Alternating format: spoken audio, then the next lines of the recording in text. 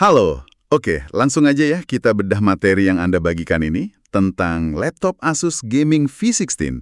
Kita mau coba gali lebih dalam nih soal spesifikasinya, fitur-fitur utamanya, dan tentu aja harganya. Tujuannya sih ya bantu Anda nimbang-nimbang, ini V16 cocok nggak ya buat kebutuhan Anda, terutama kalau cari mesin buat game atau kerja berat, tapi budgetnya lebih terbatas gitu. Katanya kan ini diposisikan sebagai penantang baru yang menarik ya di kelas entry level gaming. Oke deh, ayo kita lihat isinya. Nah, dari catatan Anda, prosesornya ini pakai Intel Core 5 21H. Terus yang menarik nih, grafisnya ada pilihan NVIDIA GeForce RTX 4050 atau yang seri sebelumnya ya, RTX 3050. Keduanya sama-sama 6GB GDDR6. Saya lihat ada catatan soal AI TOPS di RTX 4050. Itu gimana tuh maksudnya? Oh iya, AI TOPS itu singkatan Tera Operations per Second buat AI. Intinya sih itu ngukur seberapa cepat si chip grafis ini bisa ngolah tugas-tugas AI. Nah, karena RTX 4050 ini AI TOPS-nya lebih tinggi, artinya V16 jadi lebih siap nih buat fitur game atau aplikasi kreatif ke depan yang pakai AI. Kayak buat upscaling di LSS gitu, atau fitur pinter lainnya. Ditambah lagi prosesor Core 5 tadi, RAM 16GB DDR5, ini RAM tipe baru yang lebih kenceng, terus SSD-nya juga udah NVMe PCIe 4.0. Jadi ya waktu loading game atau buka aplikasi bakal cepet banget rasanya. Ini udah racikan yang lumayan solid lah buat game modern, apalagi kalau pakai yang RTX 0405. Oke. Jadi performanya cukup menjanjikan ya untuk kelas harganya. Terus, kalau pengalaman visualnya gimana? Ini layarnya 16 inci WUXGA disebutnya. WUXGA itu kan 1920x1200 ya. Sedikit lebih tinggi dari Full HD biasa, berarti. Betul sekali. Jadi rasionya 16:10, bukan 16:9 kayak kebanyakan. Kelebihannya apa? Anda jadi dapat ruang vertikal tambahan di layar. Ini enak banget gak cuma buat main game, tapi juga buat browsing, ngetik, atau coding, jadi lebih lega. Ditambah lagi refresh rate 144Hz. Nah, ini penting banget buat gaming, biar gambarnya mulus, nggak ada tiring atau patah-patah. Kecerahan 300 nits juga udah oke buat di dalam ruangan. Oh iya, rasio layar ke bodinya 89%, jadi bezelnya kelihatan tipis, modern gitu. Sip. Layar emang penting sih.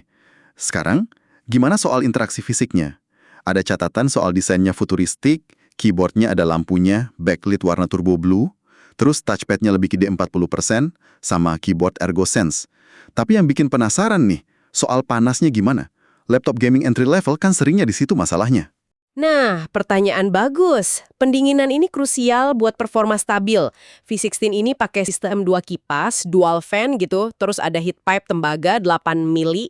Ini desain yang cukup oke lah buat kelasnya. Tujuannya ya jaga suhu CPU sama GPU biar tetap adem walau dipakai main game lama. Terus buat kenyamanan lain, ada teknologi Audio Sonic Master, D-Rack, terus ada juga Asus Audio Booster sama AI Noise Cancelling buat mic-nya. Nah, yang noise cancelling ini berguna kalau Anda lagi meeting online atau teleponan, biar suara berisik di sekitar nggak masuk. Webcamnya juga udah 1080p Full HD, plus ada penutup fisiknya, privacy shutter. Aman lah. Satu lagi, soal standar militer US MIL-ST di 810H. Itu artinya laptop ini udah diuji ketahanannya, jadi lebih kuat kalau dibawa-bawa. Oke, jadi nggak cuma kenceng ya, tapi aspek lain kayak daya tahan, fitur pendukungnya juga dipikirin. Terus konektivitasnya, kayaknya lengkap ya. Ada USB Type-C yang bisa buat display sama ngecharge, HDMI 2.1, Wi-Fi 6 juga udah ada, Bluetooth 5.3. Baterainya gimana? 63 WH? Cukup nggak tuh? Kapasitas segitu cukup standar ya buat laptop gaming kelas ini. Cukuplah buat pemakaian biasa, sehari-hari, browsing, ngetik gitu, bisa beberapa jam. Atau main game sebentar tanpa colok charger. Oh, jangan lupa juga nih biasanya udah dapet Windows 11 Home, terus ada Office Home and Student 2021, plus langganan M365 Basic setahun. Sama ada My Asus buat mantau laptopnya. Mantap. Nah, ini dia bagian yang ditunggu-tunggu. Harga. Dari info yang Anda kumpulin, di Indonesia itu kisarannya 12.599.000 sampai 19.299.000 ya.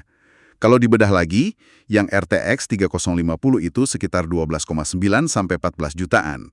Terus yang RTX 4050 yang lebih baru dan ada AI-nya itu mulai 14,5 sampai sekitar 19,3 juta. Wah, lumayan juga ya rentangnya.